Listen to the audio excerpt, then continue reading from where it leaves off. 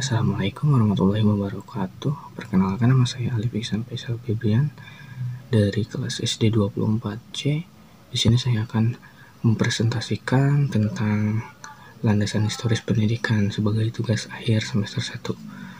Yang satu ada pengertian landasan historis. Yang dimaksud dengan landasan historis pendidikan adalah sejarah pendidikan di masa lalu yang menjadi acuan tahap pengembangan pendidik di masa kini. Landasan historis pendidikan merupakan landasan pendidikan yang berhubungan dengan sejarah pendidikan.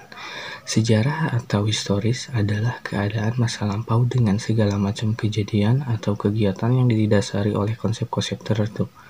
Sejarah penuh dengan informasi-informasi yang mengandung kejadian, model, konsep, teori, praktik, moral, dan cita-cita.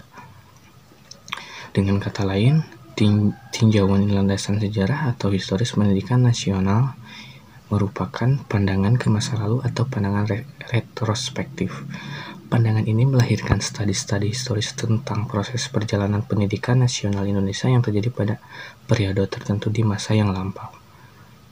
Ini ada beberapa zaman tentang historis pendidikan. Yang pertama ada zaman purba, yang kedua ada zaman kerajaan Hindu-Buddha, terus ada zaman kerajaan Islam, zaman Portugis Spanyol, zaman kolonial Belanda, dan zaman pergerakan nasional, serta zaman pendudukan Jepang. Waktu zaman purba, karakteristik kebudayaan pada zaman ini tergolong maritim dan hidup bergotong royong. Kepercayaan yang dianut adalah anisme dan dinanisme. Masyarakat dipimpin oleh ketua adat, namun ketua adat dan empu itu adalah dukun-dukun pandai dan tidak dipandang sebagai anggota masyarakat lapisan tinggi kecuali mereka melakukan perannya dalam upacara atau ritual. Tujuan pendidikan pada zaman ini adalah agar generasi muda dapat mencari nafkah, membela diri, hidup bermasyarakat, taat terhadap nilai-nilai religi yang mereka yakini. Yang kedua ada dari zaman kerajaan Hindu-Buddha. Dari zaman ini, masyarakat zaman ini umumnya tinggal di daerah subur dekat pesisir dan melakukan perdagangan dengan orang India sehingga masuklah kebudayaan dari India. Para ketua adat lambat laun berusaha menyamai Raja India. Maka timbul feodalisme seperti di India, yaitu kasta sosial seperti kasta Brahma, Waisya, Sudra, dan Pariya. Menurut para ahli, paling lambat abad ke-5 Masehi telah dimulai zaman sejarah di Indonesia dengan ditemukan tulisan di dekat Bogor dan Kutai. Pendidikan di zaman ini, selain di keluarga dan masyarakat, juga diselenggarakan di lembaga pendidikan yang disebut perguruan atau peguruan atau pesantren. Awalnya pendidikan atau guru atau pendeta adalah kaum Brahma. Lalu lama-lama para empu jadi guru mengganti para Brahma. Pendidikannya bersifat aristokratis, artinya masih terbatas untuk anak Waisya dan Sudra, belum menjangkau mayoritas kasta Waisya, Sudra, apalagi Pariya. Tujuannya pendidikan pada zaman ini adalah agar peserta didik menjadi menganut agama yang ditaati, mampu bermasyarakat, membela diri, dan membela negara. Kurikulum pendidikannya meliputi agama, bahasa Sanskerta, kesusasteraan, keterampilan membuat candi, dan bela diri. Zaman berkembangnya agama Buddha yang berpusat di Kerajaan Sriwijaya di Palembang, terdapat perguruan tinggi Buddha dan Dempala terkenal sebagai Maha Guru Buddha. Terus ada kerajaan Islam. Islam mulai masuk ke Indonesia pada akhir abad ke-13 dan mencakup sebagian besar Nusantara abad ke-16. Pemerintahnya dipimpin oleh raja. Masyarakatnya tidak mengenal kasta pendidikan. Tujuan pendidikan ini agar manusia bertakwa kepada Allah Subhanahu wa Ta'ala sesuai dengan ajaran yang disampaikan oleh Nabi Muhammad SAW, sehingga mencapai keselamatan dunia akhirat. Selain di keluarga, pendidikan berlangsung di lembaga lainnya seperti langkah-langkah masjid, pesantren. Kurikulumnya ini memakai pendidikan tidak tertulis, tidak formal. Pendidikannya berisi tauhid, Al-Quran, hadis, fikih, bahasa Arab, termasuk membaca dan menulis huruf Arab. Ada zaman pengaruh Portugis Spanyol di sini. Awal ke abad 16, Portugis datang ke Indonesia lalu disusul Spanyol. Di samping mencari kejayaan dan kekayaan, bangsa Portugis datang ke timur bermaksud pula menyebarkan agama yang mereka anut, yakni Katolik. Akhir abad ke-16, mereka meninggalkan Indonesia karena sering mendapat pemberontakan, terutama dari Sultan Ternate. Pendidikan pengaruh bangsa Portugis dalam pendidikan utamanya berkenaan dengan penyebaran agama Katolik. Demi kepentingan itu, tahun 1536 mereka mendirikan sekolah di Ternate. Di sini ada yang selanjutnya ada zaman kolonial Belanda. Belanda datang pertama kali tahun 1596 di bawah pimpinan Cornelis dan Houtman dengan tujuan untuk mencari rempah-rempah.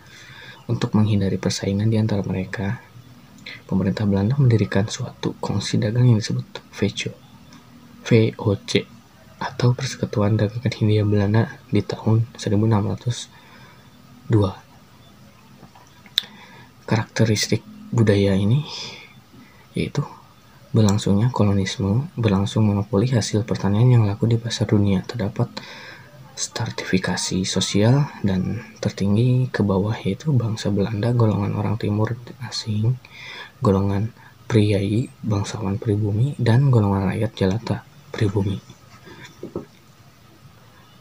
Pendidikan zaman VOC.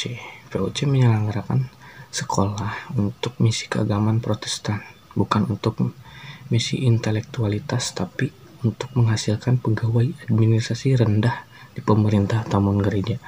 Kurikulum pendidikannya berisi pelajaran agama Protestan, membaca dan menulis, dan belum bersifat formal, serta lama pendidikannya tidak pasti.